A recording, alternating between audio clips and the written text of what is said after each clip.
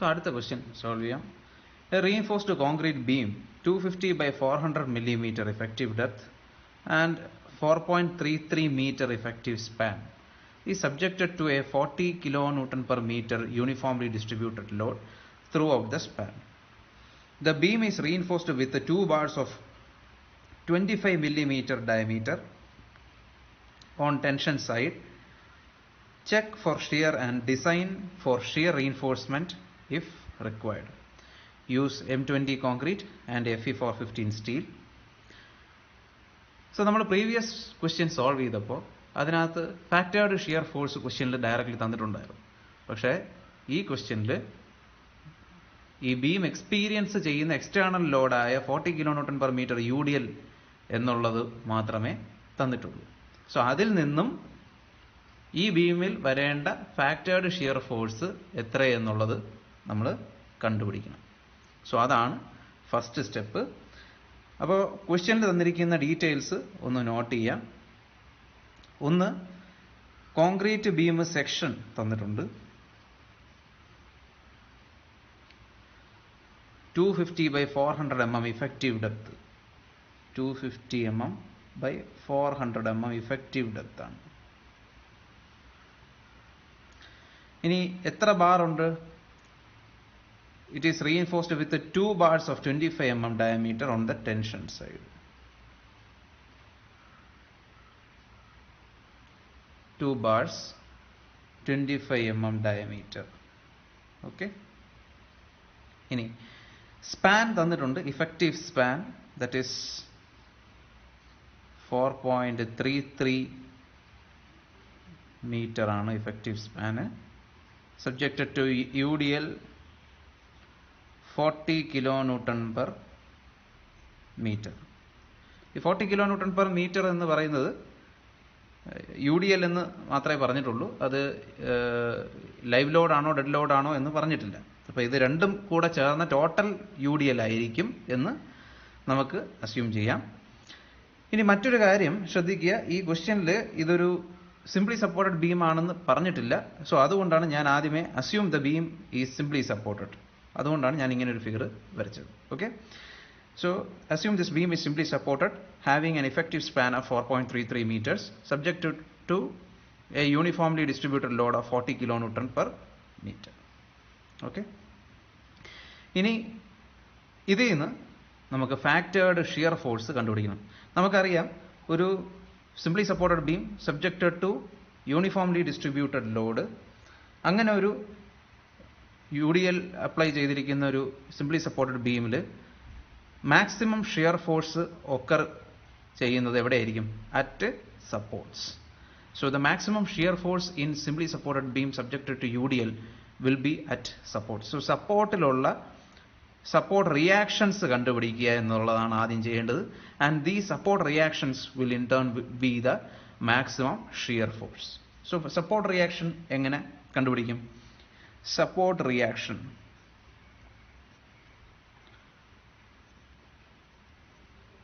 Is equal to, ഇവിടെ നോക്കുക, നമുക്ക് ഈ ബീമിൽ ഒരു UDL ആണ്, ഇത് സിമെട്രിക് ആണ്. So total load on the beam will be resisted by 2 supports. Okay, അപ്പോൾ total load on the beam എന്ന് പറയുന്നത് എത്രയാണ്? 40 kilonewton per meter into 4.33.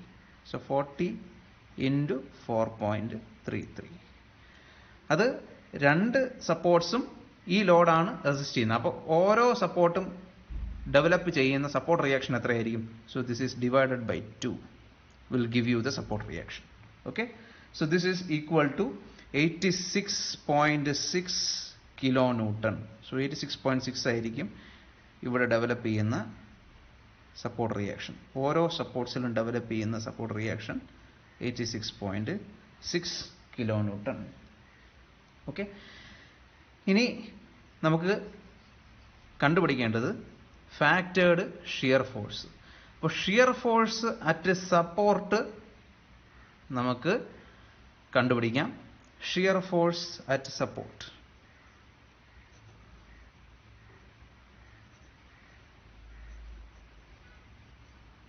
സപ്പോർട്ടിലുള്ള shear force എത്രയാണ്? It is the same as support reaction. that is 86.6 kilonewton. Okay. ഇനി നമ്മൾ കണ്ടുപിടിക്കേണ്ട factored shear force ആണ്. Factored shear force ആണ് നമ്മൾ ഡിസൈൻ ആവശ്യത്തിന് വേണ്ടി എടുക്കുന്നത്. നമ്മൾ ശ്രദ്ധിക്കേണ്ട മറ്റൊരു കാര്യം, നമ്മൾ ഓൾറെഡി ഡിസ്കസ് ചെയ്തു, ക്രിട്ടിക്കൽ സെക്ഷൻ ഫോർ ഷിയർ. ഏതൊരു സിംപ്ലി സപ്പോർട്ടഡ് ബീം ആയാലും അതിൻ്റെ critical section four shear will be located at A distance d away from the face of support. നമ്മുടെ സപ്പോർട്ട് ഇവിടെ ഉണ്ട്, സപ്പോർട്ടിൻ്റെ ഫേസിൽ നിന്നും d ഡിസ്റ്റൻസ് അകലെയുള്ള ഒരു സെക്ഷൻ എടുത്താൽ അവിടെയുള്ള ഷിയർ ഫോഴ്സ് ആയിരിക്കും നമ്മൾ ഡിസൈൻ പർപ്പസിന് വേണ്ടി എടുക്കേണ്ടത് എന്നാണ് പഠിച്ചത്.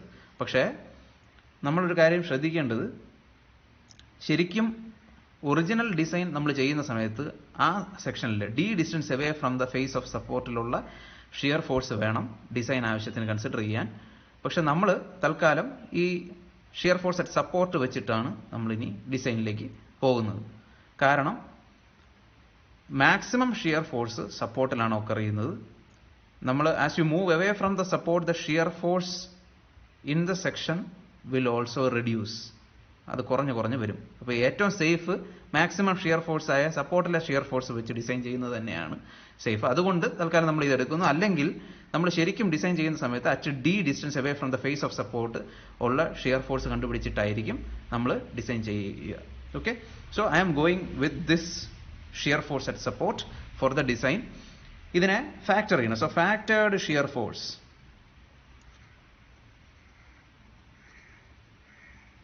VU is equal to, നമ്മുടെ ഫാക്ടർ ചെയ്യേണ്ട factor of safety is 1.5. 1.5 times 86.60.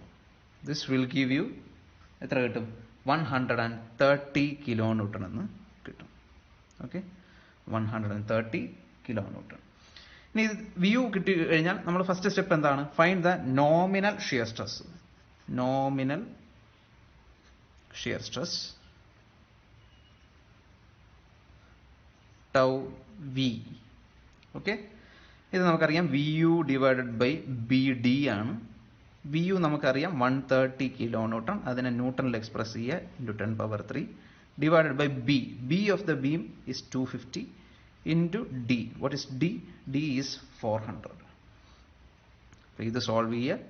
Solve ചെയ്യുമ്പോൾ you will get it as 1.3 Nm/mm² എന്ന് കിട്ടും. Okay, so nominal shear stress tau v കണ്ടുപിടിച്ചു കഴിഞ്ഞു. ഇനി അടുത്തത് tau c മാക്സ് ആണ് കണ്ടുപിടിക്കേണ്ടത്. എപ്പോഴും നമ്മൾ ഡിസൈനിൽ ആദ്യം എന്ത് ചെയ്യും? tau v കണ്ടുപിടിച്ചു കഴിഞ്ഞാൽ immediately we will find tau c max. For M20 concrete tau c max എത്രയാണ്? നമ്മൾ അതിനുവേണ്ടി ടേബിൾ 20 നോക്കുക. Tau c max for M20 concrete is 2.8 Nm/mm². 2.8 Nm/mm². Okay, so we now find that tau v is less than tau c max. Since tau v is less than tau c max, the design is safe in shear. ഷിയറിൽ safe ആണ്. ഈ സെക്ഷനെ redesign ചെയ്യണ്ട. Okay, പക്ഷേ ഇതിനകത്ത് shear reinforcement provide ചെയ്യണോ വേണ്ടയോ എന്നറിയണമെങ്കിൽ you have to determine tau c also. അപ്പോൾ അടുത്ത ചെയ്യേണ്ടത് find tau c. So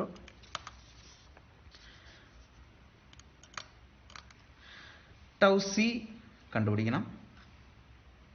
okay, so to find tau c നമുക്കറിയാം. ടു ഫൈൻഡ് tau c ആദ്യം പെർസെൻറ്റേജ് ടെൻഷൻ റീഇൻഫോഴ്സ്മെൻറ്റ് 100 AST/BD ആണ് കണ്ടുപിടിക്കേണ്ടത് അല്ലേ? So 100 into AST. ടെൻഷൻ സൈഡിലുള്ള റീഇൻഫോഴ്സ്മെൻറ്റ് എത്രയാണ്? 2 എണ്ണം 25 mm ഡയമീറ്റർ ഉള്ളതാണ്. So 2 into π/4 25² divided by B is 250 and D is 400. ഇത് സബ്സ്റ്റിറ്റ്യൂട്ട് ചെയ്യുമ്പോൾ you will get it as 0.98% എന്ന് കിട്ടും. Okay, you will get it as 0.98%. 100 AST/BD അറിയാമെങ്കിൽ നമുക്ക് tau c കണ്ടുപിടിക്കാനാണ് ടേബിൾ 19 ചെക്ക് ചെയ്യേണ്ടത്. നമുക്ക് 100 AST/BD 0.98 ആണ്. ഇവിടെ നോക്കുക 0.75നും 1നും tau c വാല്യൂസ് തന്നിട്ടുണ്ട് ഫോർ M20 ഗ്രേഡ് കോൺക്രീറ്റ്. 0.98 ആയതുകൊണ്ട് approximately we can take it as 1%. 0.98 is very close to 1%. അതുകൊണ്ടാണ്, അല്ലെങ്കിൽ നിങ്ങൾക്ക് ഇന്റർപോളേഷൻ മെത്തേഡ് വെച്ച് ഈ രണ്ട് വാല്യൂസിൽ നിന്നും എടുക്കാം. അപ്പോൾ നമ്മൾ കുറച്ചും കൂടി എളുപ്പമാക്കാൻ വേണ്ടിയാണ് ഞാനിവിടെ അപ്രോക്സിമേറ്റ്ലി 1 തന്നെയാണ്, കാരണം very close to the value 1. അപ്പോൾ അതിന് കറസ്പോണ്ടിങ് ആയിട്ടുള്ള tau c value is 0.62. Okay, so tau c here is 0.62 Newton per millimeter square. Okay, പക്ഷേ നമുക്ക് കിട്ടിയ tau v വാല്യൂ എത്രയായിരുന്നു? tau v we found it out to be equal to 1.3 Newton per millimeter square. Okay, since tau v is greater than tau c, we must provide shear reinforcement. Minimum അല്ല, design ചെയ്യണം. Okay, provide shear reinforcement. എങ്ങനെയാണ് shear റീഇൻഫോഴ്സ്മെന്റിന്റെ design ചെയ്യേണ്ടത്? അതിനും അപ്പോൾ അടുത്ത step design of shear reinforcement, അതാണ് അടുത്ത step. Okay, അതാണ് അടുത്ത ചെയ്യേണ്ട സ്റ്റെപ്പ്. അപ്പോൾ അതിനു വേണ്ടി പേജ് നമ്പർ 73 എടുക്കുക. പേജ് 73ൽ നമുക്ക് ഇവിടെ തന്നിട്ടുള്ളത് ഒന്ന് വായിക്കുക. Shear reinforcement shall be provided to carry a shear force of VU minus tau c into BD എന്ന് പറഞ്ഞാൽ ഷിയർ റീഇൻഫോഴ്സ്മെന്റ് നമ്മൾ കൊടുക്കാൻ പോകുന്ന, ഡിസൈൻ ചെയ്യാൻ പോകുന്ന ഷിയർ റീഇൻഫോഴ്സ്മെന്റ് റെസിസ്റ്റ് ചെയ്യേണ്ട ഷിയർ വാല്യൂ എത്രയാണ്? VU minus tau c into BD. അപ്പോൾ ആദ്യം എഴുതേണ്ട സ്റ്റെപ്പ് അതാണ്. So shear to be resisted by stirrup, shear to be resisted by stirrups, VUS എന്നെടുക്കാം. അതാണ് VU minus tau c BD. Okay, ഇത് substitute ചെയ്യുക. VU നമുക്കറിയാം 130 കിലോ ന്യൂട്ടൺ ആണ്, നമ്മളെല്ലാം ന്യൂട്ടണിലാണ് എഴുതുന്നത് ഇപ്പോൾ, into 10⁻³ minus tau c into BD. tau c value നമുക്കറിയാം 0.62 ഇൻറ്റു 250 ഇൻറ്റു 400. ഓക്കെ, ഇത് സോൾവ് ചെയ്യുമ്പോൾ എത്ര കിട്ടും? 130 ഇൻറ്റു 10⁻³ മൈനസ് 0.62 ഇൻറ്റു 250 ഇൻറ്റു 400. ഇത് സോൾവ് ചെയ്യുമ്പോൾ you will get it 68,000 newton, 68,000 newton എന്ന് കിട്ടും. ഓക്കെ, അപ്പോൾ VUS ആയി. ഇനി നമ്മൾ ഡിസൈൻ ചെയ്യാൻ പോവുകയാണ്. അതിന് ഇതേ പേജ് എടുക്കുക. നമുക്ക് വെർട്ടിക്കൽ സ്റ്റിറപ്പായിട്ട് ഷിയർ റീഇൻഫോഴ്സ്മെന്റിനെ ഡിസൈൻ ചെയ്യാം. So provide vertical stirrup. Vertical stirrup resist ചെയ്യേണ്ട ഫോഴ്സ് അല്ലെങ്കിൽ ഷിയർ ഫോഴ്സ് എത്രയാണ്? അതും ഇതിനകത്ത് തന്നിട്ടുണ്ട്. 0.87 F by ASV into D by SV. അത് നമുക്ക് എഴുതി വയ്ക്കാം. അതിനകത്ത് സബ്സ്റ്റിറ്റ്യൂട്ട് ചെയ്ത് വേണം നമ്മൾ ഡിസൈൻ ചെയ്യേണ്ടത്.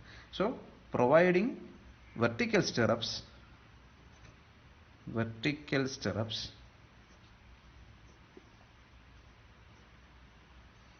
therefore VUS is equal to 0.87 Fy ASV into D by SV. Okay, ഇതിൽ VUS നമ്മളിവിടെ കണ്ടുപിടിച്ചു, അത് സബ്സ്റ്റിറ്റ്യൂട്ട് ചെയ്യാം. Fy yield strength of steel FE 415 ക്വസ്റ്റ്യനിൽ തന്നിട്ടുണ്ട്, അത് നമുക്ക് സബ്സ്റ്റിറ്റ്യൂട്ട് ചെയ്യാം. D എന്ന് പറയുന്നത് ഇഫക്റ്റീവ് ഡെപ്ത്, അതും നമുക്ക് ക്വസ്റ്റ്യനിൽ തന്നിട്ടുണ്ട്, സബ്സ്റ്റിറ്റ്യൂട്ട് ചെയ്യാം. ഇനി ASV ആണ് നമുക്കറിയേണ്ടത്. ASV കിട്ടണമെങ്കിൽ ASV എന്ന് നമ്മൾ ഓൾറെഡി ഡിഫൈൻ ചെയ്തതാണ്. ഒരു 2 ലെഗ്ഡ് സ്റ്റിറപ്പ് ആണെങ്കിൽ അതിൻ്റെ ഒരു ഡയമീറ്റർ അസ്യൂം ചെയ്യുക. എന്നിട്ട് 2 ലെഗ്ഡ് സ്റ്റിറപ്പിൻ്റെ ക്രോസ് സെക്ഷണൽ ഏരിയ, അതാണ് ASV. ഓക്കെ, സോ ഇവിടെ VUS നമുക്കറിയാം, VUS is 68,000 Newton. FY is 415 Newton per millimeter square. D is 400 millimeter. ഇനി ASV കിട്ടണമെങ്കിൽ assume a suitable diameter for two-legged stirrups. So assume we are using two-legged vertical stirrups. Vertical stirrups of 8 mm diameter. 8 mm diameter ഉള്ളതാണെന്ന് assume ചെയ്യുക. അങ്ങനെയാണെങ്കിൽ ASV എത്രയാണ്? 2 times pi by 4 into 8 square. Okay, ഇനി ഇതിനെല്ലാം ഇതിനകത്ത് substitute ചെയ്യുക. Substitute ചെയ്തിട്ട് V R left വിത്ത് ഈ എസ് വി കണ്ടുപിടിക്കാം. So substituting it 68,000 is equal to 0.87. Fy is 415. 2 pi by 4 into 8 square into 400 divided by SV. SV is the spacing between adjacent stirrups. ഇതിൽ നിന്ന് SV കിട്ടും. SV is equal to, നമുക്ക് solve ചെയ്യുമ്പോൾ കിട്ടുന്നത് 200 and നമുക്ക് ഏകദേശം 212 എന്ന് കിട്ടും. ഓക്കെ, 211 എന്ന് പറഞ്ഞ് കിട്ടും മില്ലിമീറ്റർ. Okay, fine. നമുക്ക് ഇത് കിട്ടിക്കഴിഞ്ഞാൽ നമ്മൾ അടുത്തത് ചെയ്യേണ്ടത് SV വാല്യൂ നമ്മളറിയാം. Check for spacing. Check for spacing SV should be less than or equal to 0.75 times D or 300 mm. ഇതിനേക്കാളും കുറവായിരിക്കണം. ഓക്കെ, 75 times D അല്ലെങ്കിൽ 300 mm. അപ്പോൾ നമുക്കറിയാം 0.75 times D എന്ന് പറയുന്നത് 0.75 into 400. ഇതൊരു 300 mm അടുപ്പിച്ച് വരും. Okay, 300 mm or 300 mm. അപ്പോൾ ഇതിനകത്ത് മിനിമം ഏതാണ്? 211 millimeter ആണ്. 211 millimeter വേണം നമുക്ക് പ്രൊവൈഡ് ചെയ്യേണ്ടത്. You can also provide some spacing less than 211 millimeter. So let me provide 8 mm dia two-legged vertical stirrups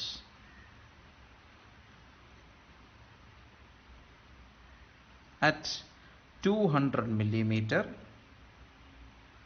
center to center. Okay, so ഇങ്ങനെയാണ് stirrup design ചെയ്യുന്നത്. മനസ്സിലായല്ലോ? സോ ഈ പ്രോബ്ലംസ് എല്ലാം പ്രാക്ടീസ് ചെയ്യുക. പ്രാക്ടീസ് ചെയ്ത് ആ സ്റ്റെപ്സ് എല്ലാം തറവായിട്ട് പഠിക്കുക. Okay, that's all.